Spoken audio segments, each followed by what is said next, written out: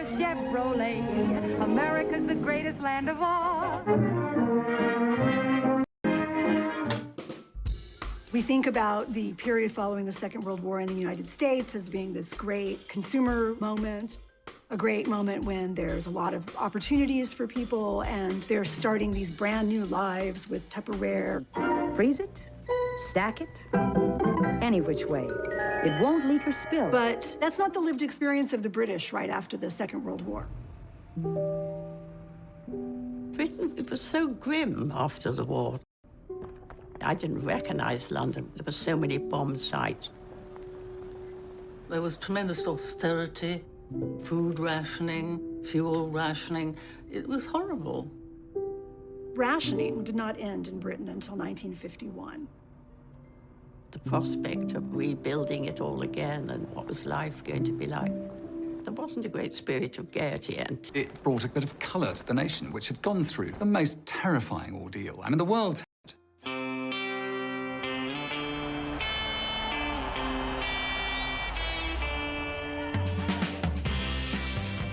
Beautiful young queen, handsome prince. It was a whole new era. Here is the news. Mount Everest has been conquered by members of the British expedition. Tenzing Norgay and Sir Edmund Hillary climbed Mount Everest the night before the coronation. It was a joyous moment, and you could see it in the crowds, you could see it in the pageantry. There was this whole exhilarating sense of a new Elizabethan age. I remember borrowing my mother's diamond ring and scribbling the coronation date on my bedroom window with it. So enthused was I.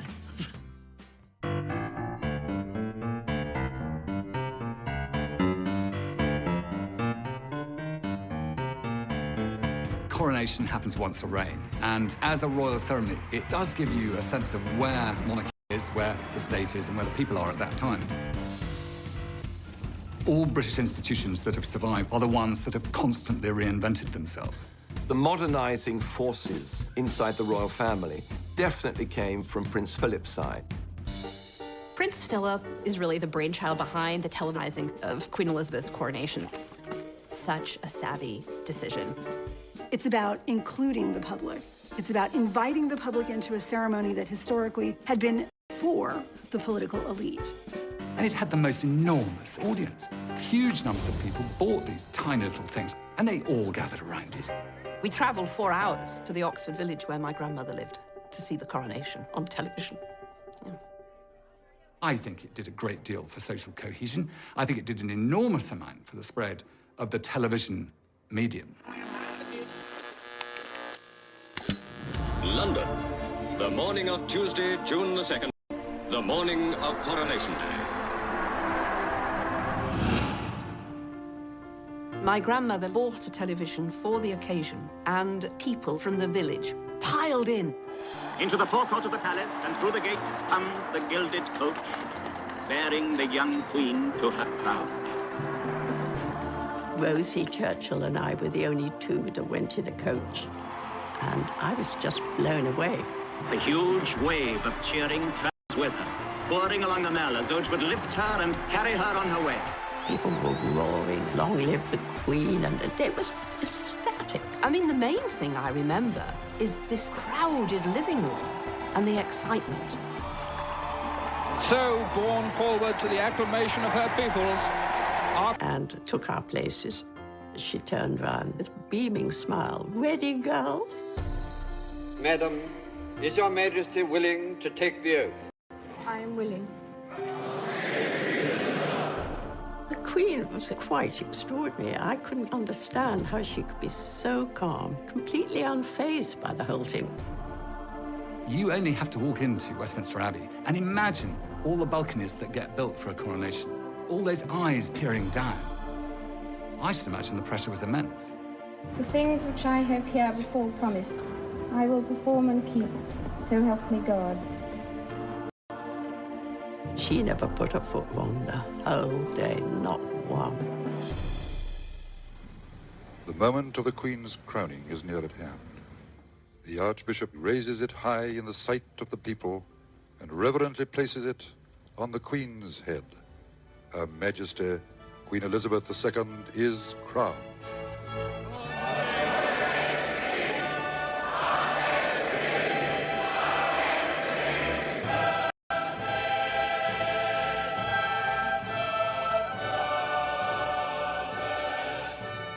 She looked very happy when we left the Abbey. I think when it was all over, she was very serious all the way through. As this day draws to its close, I know that my abiding memory of it will be the inspiration of your loyalty and affection. I'll never forget it, never. It was the greatest day of my life.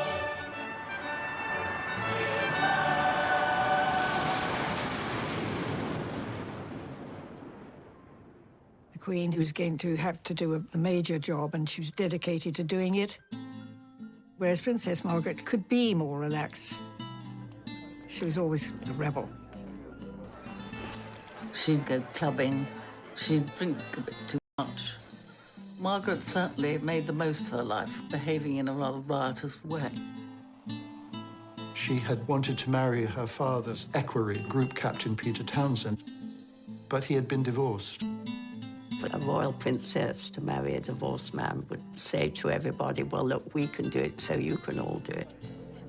They didn't like that then.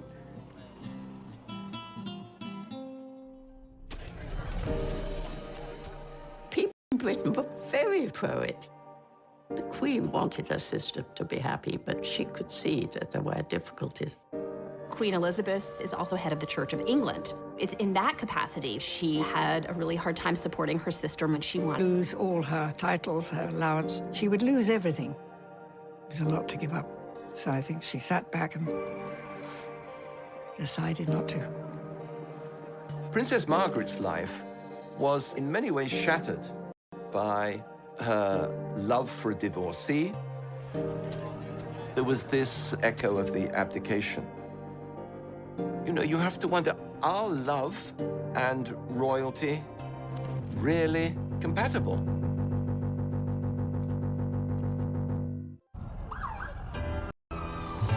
William and Kate now here in New York. You can hear those fans screaming there. I've been such a fan since I was little, and I'm dying to see them. What is it that you like so much about William and Kate? Absolutely everything. We're so excited. Yeah, we're so excited. I can't wait to see them. The rollout of the royal red carpet for Prince William and a glowing Kate Middleton. I think they've been a nice, refreshing, regal addition to the city this week. All bets were off today when the Duke and Duchess of Cambridge arrived in the city for their first official visit. Prince William took a detour to meet political royalty at the White House. The couple courtside at the Brooklyn Nets basketball game Monday, getting a glimpse of American royalty. King James, Jay-Z, and Queen Bee. These days, we think of America as almost belonging, as having more in common with the younger royals. But back when Elizabeth was a younger woman, she absolutely seemed to love that exciting, freer vibe she felt there. And America was very open to her. No one does a wedding like the Brits, but nobody does a parade like New York.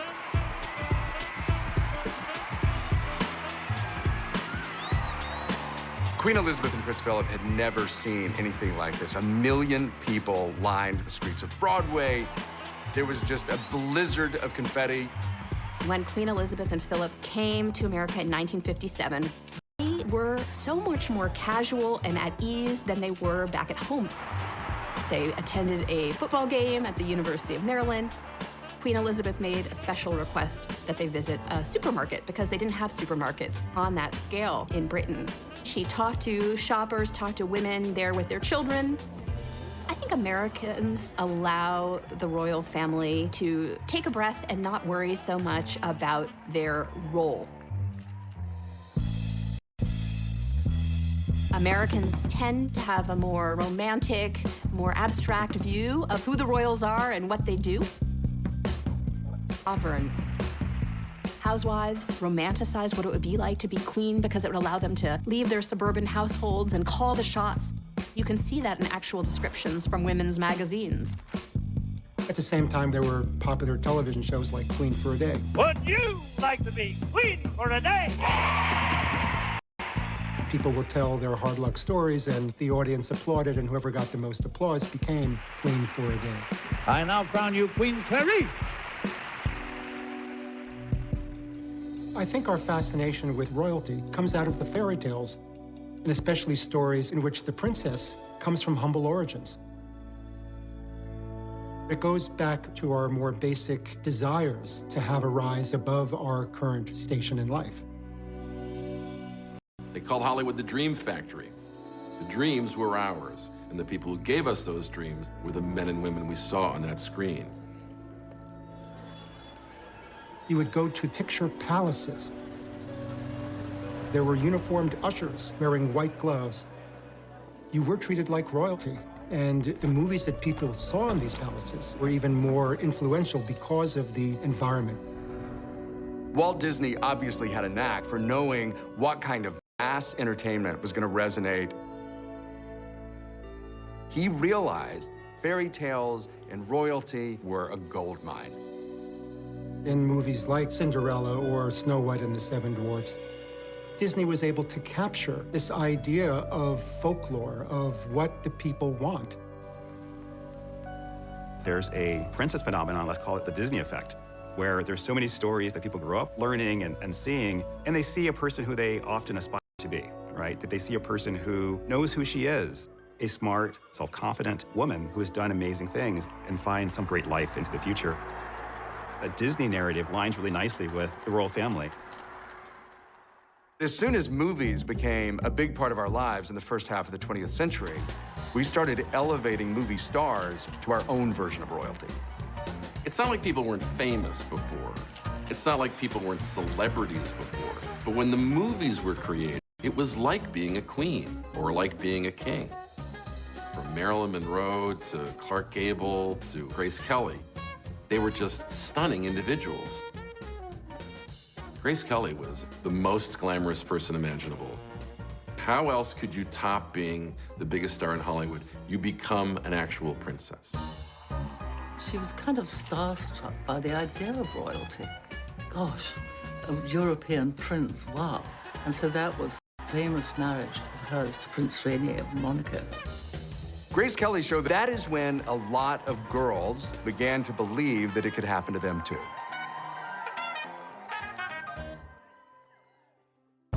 Old-fashioned, elitist, and out of touch. He dared to actually criticize the Queen herself. I don't retract that for 1 minute. Because you see, I'm now being attacked for having attacked the Queen.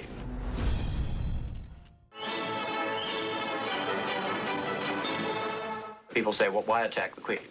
Well, indeed, I mean, it's painful to have to. One would much rather not have to, but this is the dilemma.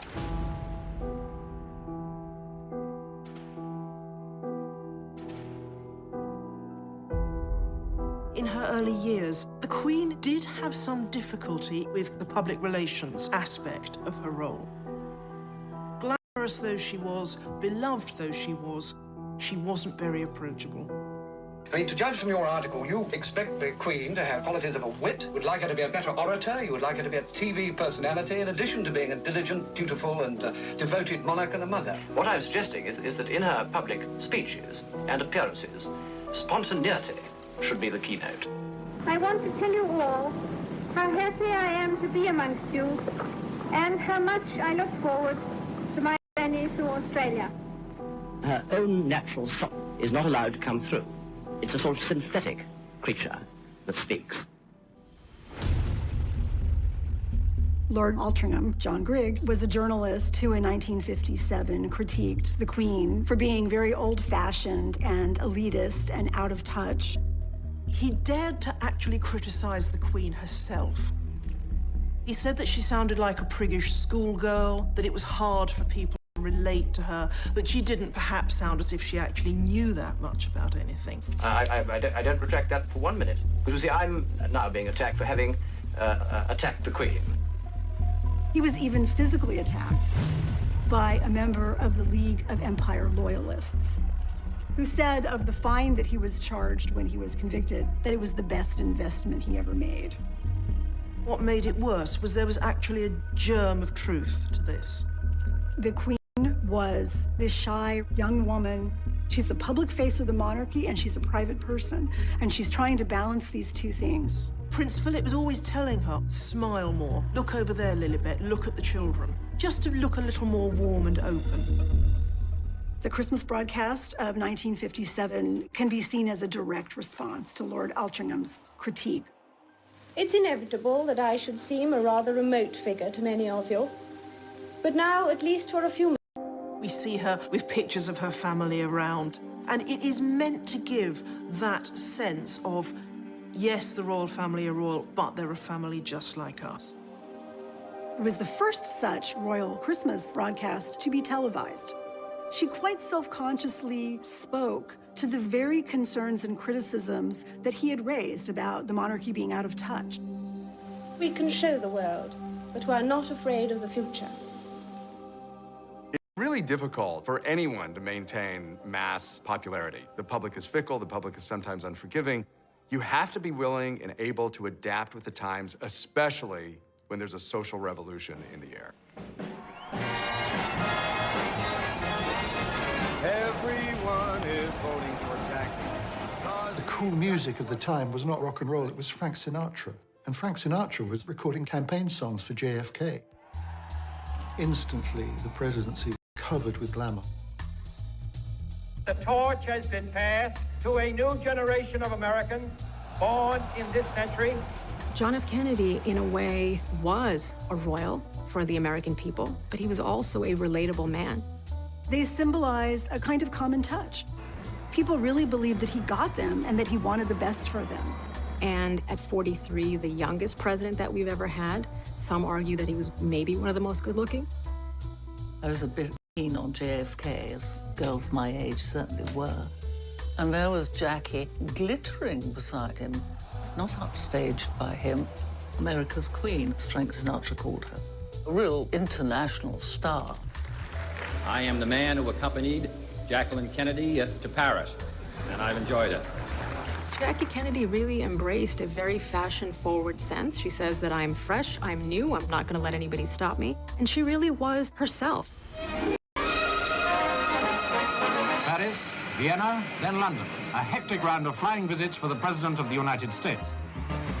500,000 people lining the route from London Airport to the West End just to cheer a hello to Jack and Jackie. There was something about when the Kennedys came over. I think it surprised us all that this was going to have such a massive interest to it. Crowds broke through at the palace, and once more the Kennedys got a big hand. I think that the British were drawn to two people who could be a little bit more freer than they were. The Queen was somewhat outstripped by the Kennedys. We're talking about people who transcended their role, people who electrified the world that way. Nobody could compete with JFK.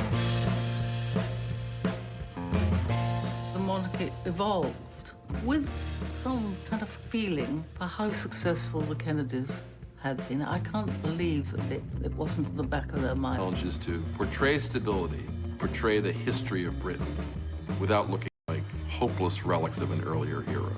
And in the 60s, they seemed to have a problem with that.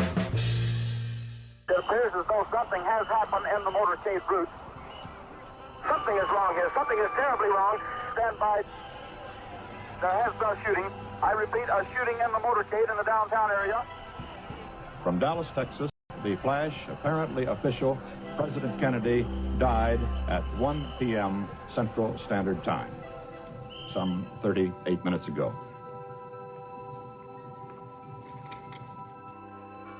It was the most horrible thing that anyone could imagine. That this dash in American city was just shocking. We felt it in Britain too. Jack Kennedy, he was a president that was loved. In memory of President John Fitzgerald Kennedy, who in death my people still mourn, and whom in life they loved and admired. Here was a man who had symbolized hope, who had symbolized these ideals, and those all seemed lost now. After a period of terrible trauma for the nation, America was primed for something fun and escapist. And then along came the Beatles. 3,000 screaming teenagers are at New York's Kennedy Airport to greet, you guessed it, the Beatles. I remember American friends of mine saying we needed this after what we've been through. The welcome was just overwhelming. You can't photograph noise, but you can photograph the people making the noise. And they didn't let you down. I got every Beatle record at home, every Beatle record. America became sort of swamped by British popular culture suddenly in the 1960s. And the subsequent musical revolution that rocked the globe. We loved all of it. We loved the music, and we loved the fashion. We loved the haircuts. What is it like, a bunk to Twiggy? It's free. Americans started behaving and acting like Brits. That was the Rolling Stones. It's just mutual adoration. The brazen British invasion of America. There was nothing like it. The youth, the swinging youth. It was an invasion. Beatles mania swept the globe.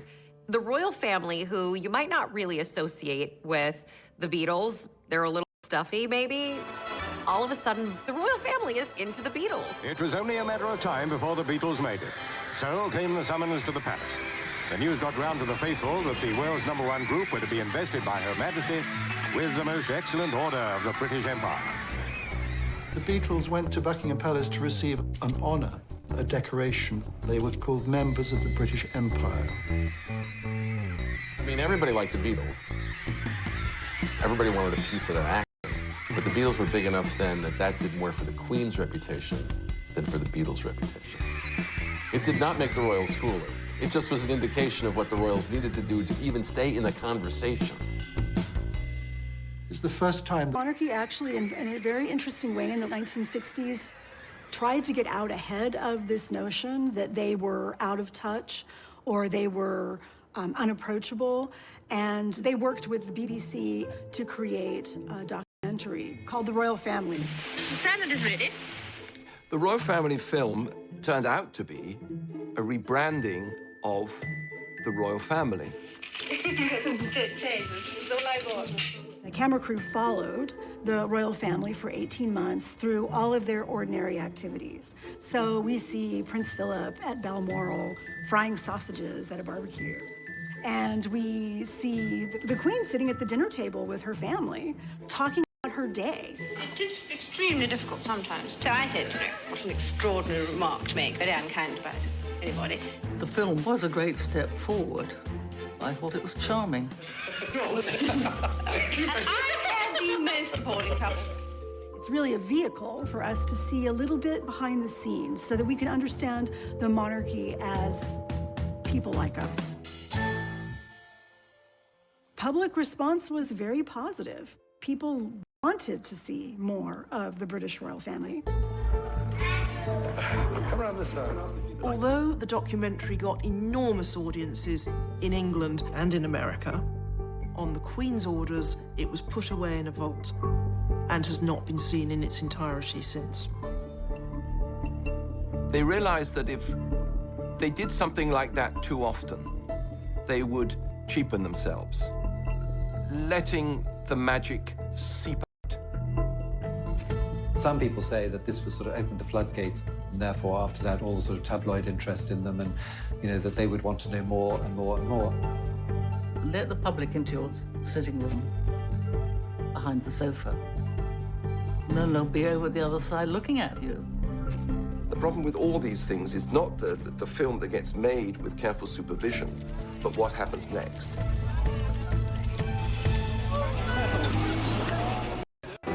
Exciting breaking news from Kensington Palace this morning. Alarm bells are ringing. We've been on royal baby watch for a few days now. It's happening. Kate Middleton, the Duchess of Cambridge, has been admitted to a London hospital. This is one of the most famous hospital tours probably in the world.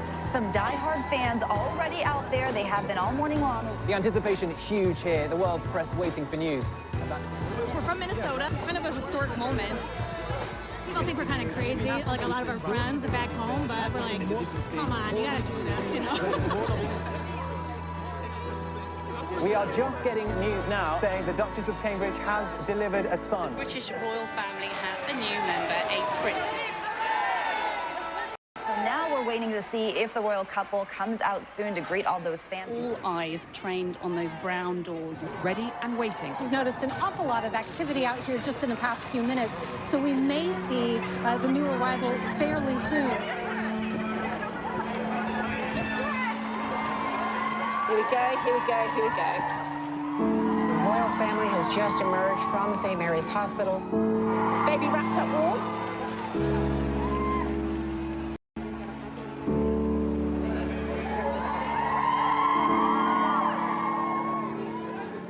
We screamed. Everyone was screaming, trying to get the pictures and videos. Like, if you can see, it's not just one type of person here, it's everyone coming together. From all different countries. Congratulations! So we're looking at about 70, 80 years of the baby. So why not say, oh, where were you when the baby was born? I was right in the hospital. That's the feeling you can never buy. Princess Catherine has had a little boy. He weighs 8 pounds and 7 ounces, and we're all very happy. It's the moment so many royal watchers have been waiting for. According to tradition, the birth announcement was also posted on a bulletin board outside Buckingham Palace.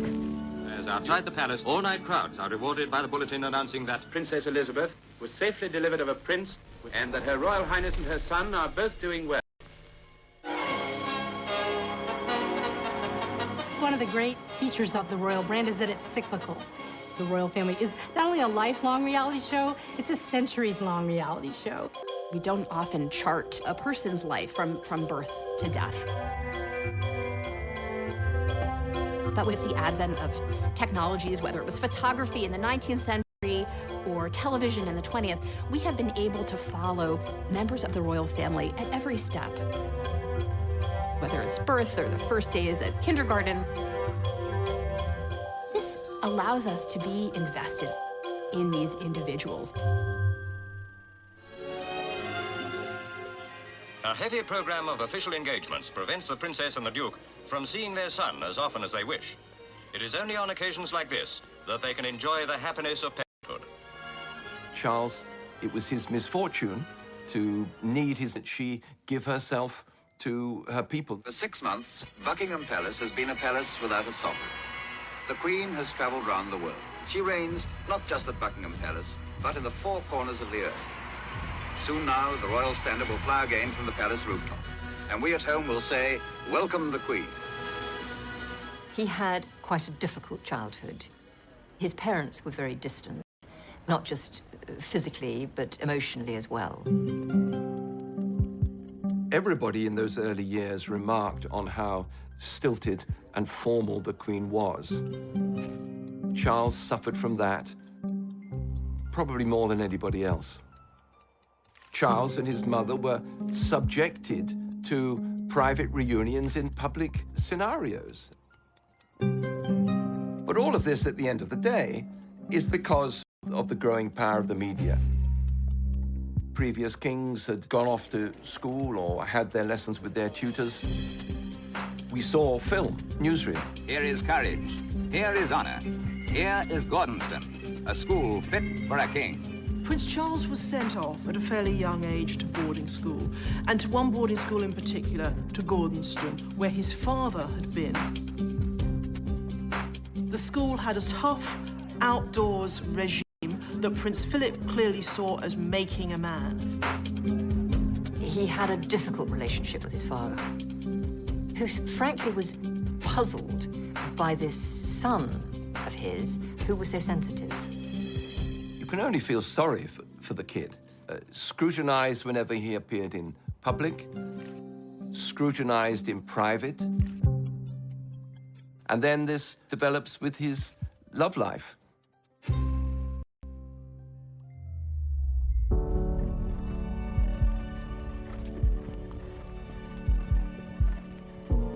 In the early 1970s, Prince Charles met Camilla Parker Bowles, and they were made for each other. There was a huge bond between Charles and Camilla from the start. Partly it's the things they shared, a love of the outdoors life, of horses, you know, no taste for the spotlight, for glamour.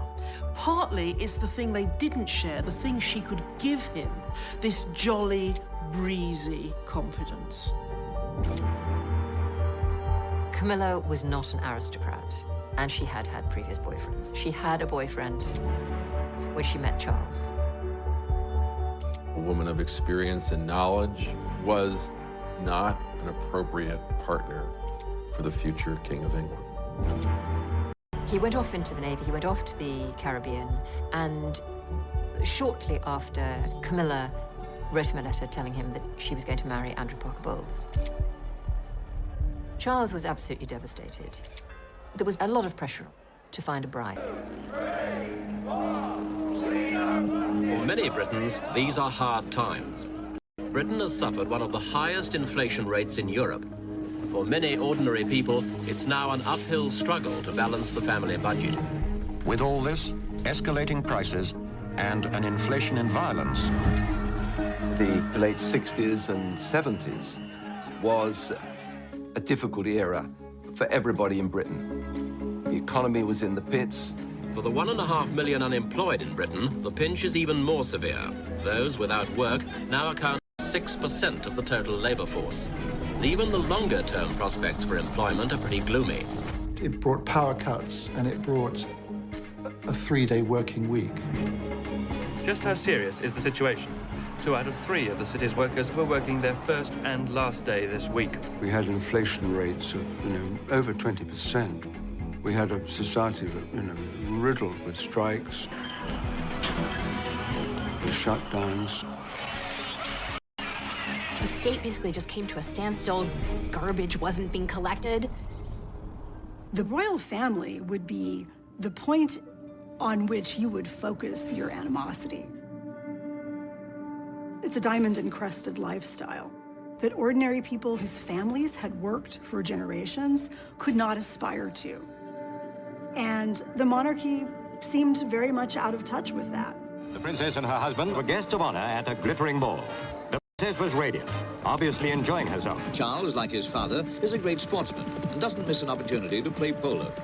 People were really struggling, and here we have a family that's living off the public. Our guest today on Meet the Press is His Royal Highness, Prince Philip. The recent news dispatch from London begins this way. Queen Elizabeth has not had a pay raise for nearly 18 years, a situation that none of her subjects, the working-class subjects, would tolerate for a moment. Then it goes on to detail the very high cost that the royal family must sustain on an allowance of $1,100,000 a year. Is that creating an awkward situation for us? Very. We go into the red over the next year. We never quite know with Prince Philip when he's joking and when he's really making a mistake. Well, you've had to close down certain large houses, haven't you? No, not altogether. We've closed down what we're interested. We had a small... He said that, goodness, yes, he might have to give up polo. It really didn't go down too well. That was exactly the feeling, that the royals were infinitely overprivileged. I wanted to do something for me, because look at me now, I'm nothing. It's a rich man's budget, that's all I can say. Make no mistake about this, the ordinary working people are not being hoodwinked at this one. The 70s, I think royals in general found that they hit a kind of rut of irrelevance in the culture. And then, there was Queen Elizabeth keeping on keeping on. London celebrates a once-in-a-lifetime spectacle not to be missed, Queen Elizabeth's Silver Jubilee. 25 eventful and glorious years. Queen Elizabeth II, long may she reign. For one brief moment, the Jubilee seemed to unite the divided nation under one flag. The Queen, the head of state, is a focus of unity, which transcends any political division. In America, the president is the head of state and at the same time the head of government. In the British system, the head of state and the head of government are two separate entities. Every week in Britain, the Prime Ministers from Churchill right through to the current British Prime Minister meets with the Queen. She can't express opinions, but she can ask good questions. The monarch works to advise, to encourage, to serve the nation and the government. When I was 21, I pledged my life to the service of our people, and I asked for God's help to make good that vow. I do not regret nor retract one word of it.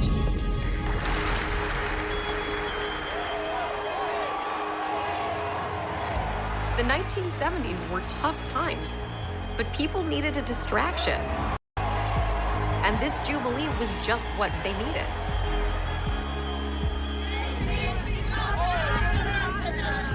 Join in the spirit, the good old British spirit.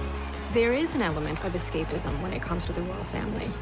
It's a way for us to escape the everyday, escape perhaps disappointment in our own lives. You know, whether people just come out and enjoy the street party and then go home and grumble again about how much of their taxpayers' money is going on the establishment. There's no doubt that these big public events do give the royals a boost.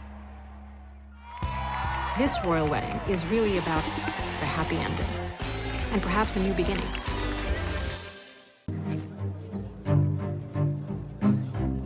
Charles grew up always trying to gain his father's approval and never quite succeeding. He went into the Navy, which was the service that his father had been in, and I suspect he did that to please his father. The British press, they tried to kind of create Prince Charles as like a James Bond character, called him Action Man. And this is the secret of the prince's public success. Fly, shoot, play polo, all of these things the prince does rather well.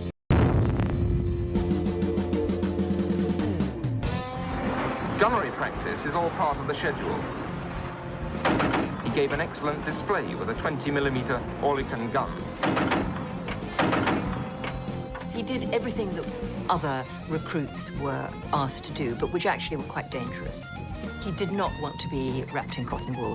His 9 months is an intensive period of training where he'll be given an insight into all departments.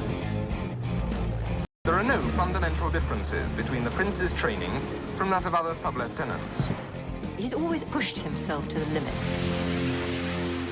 Because being famous for having done nothing very important is a difficult thing to live with. He had a real need to prove himself, to do something real. His time in the armed forces, in the Navy, was an opportunity to do that. If later on I'm to be associated with all 3 services, it'd be a very good idea to do an attachment with each one. I think it gives one a very useful experience of responsibility and discipline. On paper, he may have been the world's most eligible bachelor. You know, helicopters, in a variety of uniforms, looking good, looking a bit more glamorous. But pressure to marry, it was time.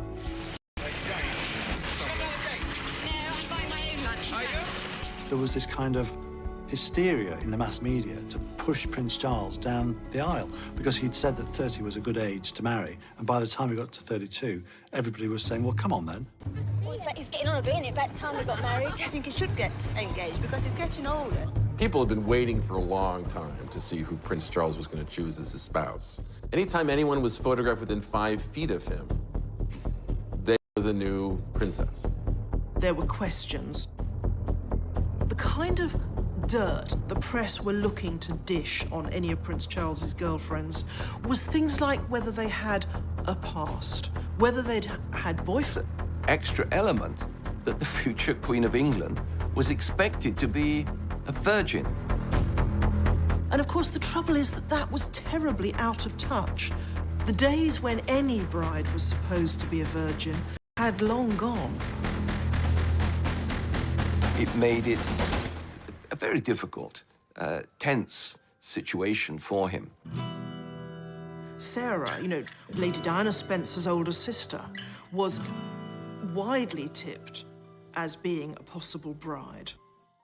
It was when he was dating Sarah Spencer that he actually re-met, or you could almost say met, Diana Spencer. When he finally met Diana, she seemed the perfect bride for him. She was aristocratic, she was a virgin, she was a member of the Church of England. She was young. There were no skeletons in the cupboard. There was no fear of, ex-boyfriends coming out of the closet. This shy, somewhat ordinary young woman who teaches kindergartners, and she's thrust into the limelight. Lady Diana was back at the Pimlico kindergarten where she teaches this morning, but polite as ever, she was saying nothing about her weekend with Prince Charles to the assembled press corps. Don't comment all that. Did you have a good weekend, though? It's work now, okay?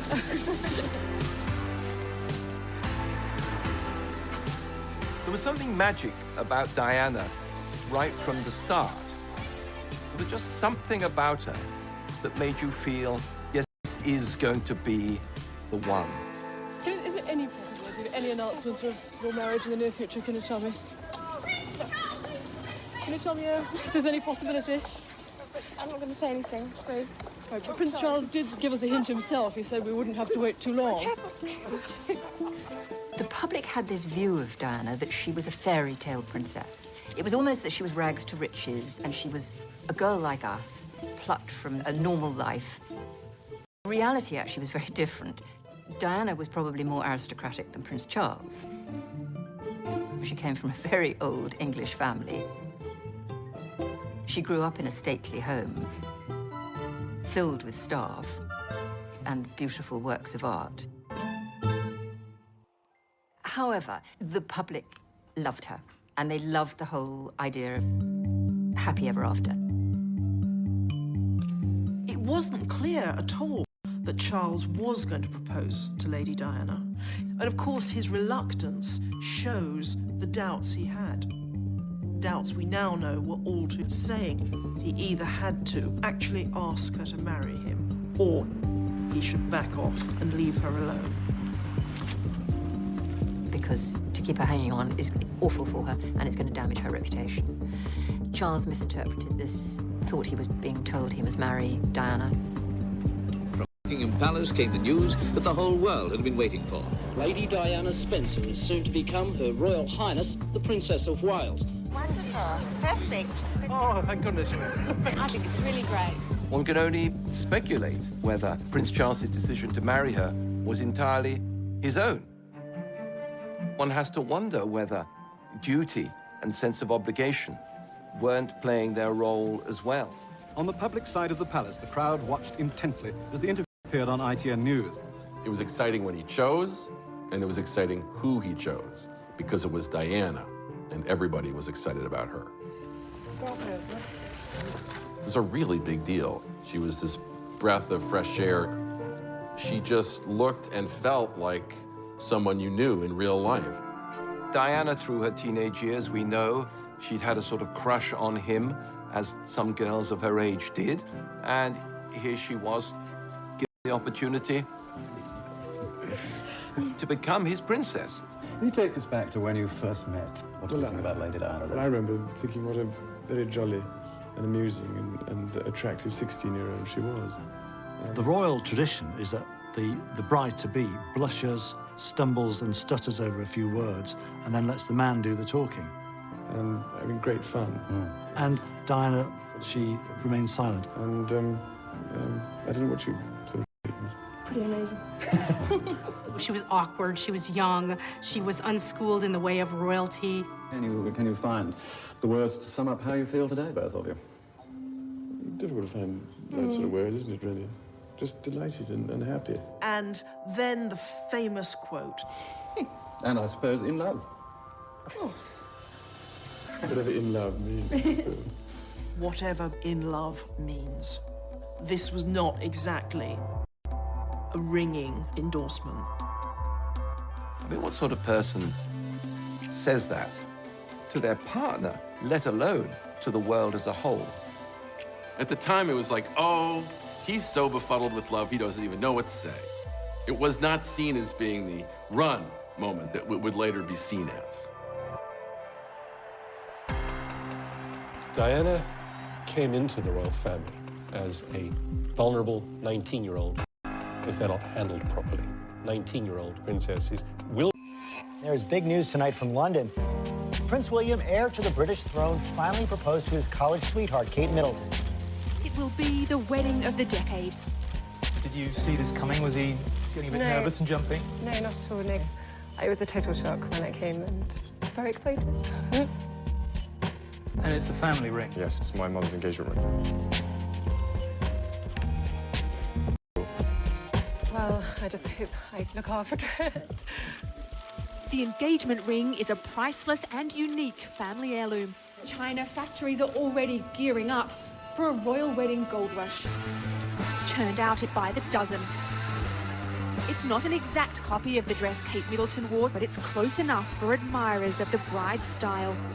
It is important for the people to see something of themselves in the royal family, although there's always been a kind of aspirational quality. Meghan Markle mania. Millions trying to copy your most popular looks, so we decided to make it easy for you guys to do it. These are women that consumers all over the world look up to. They want to be like them, they want to feel like them, they want to look like them. Where, of course, the clothes. Fashion with a completely individual flair. She's beautiful. Diana fitted the bill. She looked, like a typical English rose. People were mesmerised by her. But when you actually look back, some of the clothes she wore were, quite frankly, ghastly. She certainly has been good for fashion so far. We learned just how easy it is today for every woman to look like a princess. There is something magic about royalty. What's not to love about royalty? Congratulations and jubilations. I want the world to know how happy as can be. It's fairy tale time. And in Britain tonight, the fairy tale is coming to life. Lining the streets of London, 2 million well-wishers. We are sitting in this magnificent location overlooking St. Paul's Churchyard. This is the wedding of the whole world, and the whole world loves a wedding. As you can see from the pictures, people here are shoulder to shoulder and wall to curve. The wedding guests assemble. The huge, cheerful crowd that has waited so long and patiently roars and waves its welcome. Royal weddings and romances were part of popular culture all through the 20th century. But with the marriage of Charles and Diana, they take on a new dimension. The wedding will have an audience of more than 500 million people.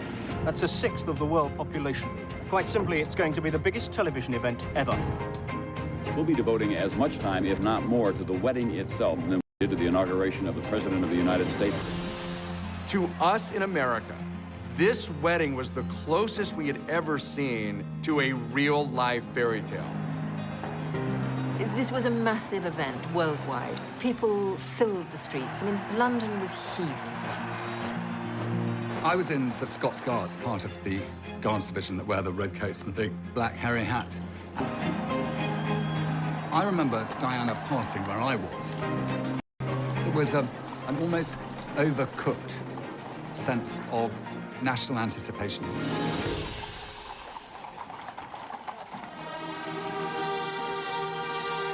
can tell that she has arrived.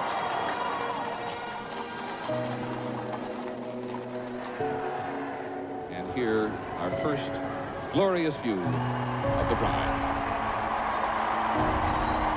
This is magnificent. I have never seen a train like this. Have you?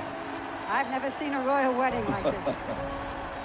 The dress and all of the preparation, it was catnip to the world. It's a Cinderella story. And she does look like a fairy princess. She wanted it to be so special, and it is. What a day this must be for her, barely 20 years old. And by joining of hands, I pronounce that they be man and wife together, in the name of the Father, and of the Son, and of the Holy Ghost. Amen. So London now sees for the first time their Royal Highnesses, the Prince and Princess of Wales. I saw the prince in his naval uniform with his beautiful princess coming down the steps of St. Paul's, and I thought, that's the royal family sorted for my lifetime. That's the future, and I like it. It was very exciting to see her come suddenly, this totally different figure with a very different future. Perhaps the world's most eagerly anticipated birth. The news of it was announced just over an hour ago. It's a boy. A boy. Boy weighing 7 pounds, 1.5 ounces, and could well be the ruling monarch over Great Britain deep into the 21st century. When Diana produced her first baby, there was huge excitement. Outside St. Mary's Hospital, those who had waited all day long reacted as though there had been a birth in their own family. And they immediately broke into wild cheering and applause and singing, which has gone on ever since. Are you both happy? 13 hours, long time. Does he look like you, sir? No, he's lucky enough not to. When William was born to this beautiful young pair who we had watched fall in love, it was the first point that he was adopted by the nation. For some, it was the experience of a lifetime. Oh, I cried. I couldn't help it. You cried? I did, yeah. As we all now see, that's a very iconic image for the royals to be standing in front of the hospital. But what we have to remember is this is pretty recent. It was a very special occasion. She was the first royal mother to have a baby in a normal hospital. Prince Charles and his siblings had been born at Buckingham Palace. The crowds and the media went absolutely mad. Britain's new royal baby, born yesterday, was today given a name. Prince Henry for short, just plain Harry at home. Everybody loves a baby. That's great. We go more gaga in this country than they do over there. Everybody loves it. Granny was christened in this, and I was. Everything must get so incredibly hot inside there, isn't it? This is quite incredible, really. Prior to all the problems at the end of the marriage, everybody did look up to that family. You know, it looked perfect to the outside world.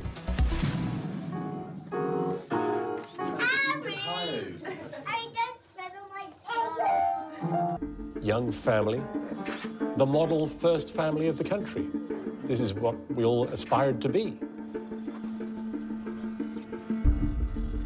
Well, now reports are emerging in the press around the world that the couple's storybook romance may have entered a rocky chapter.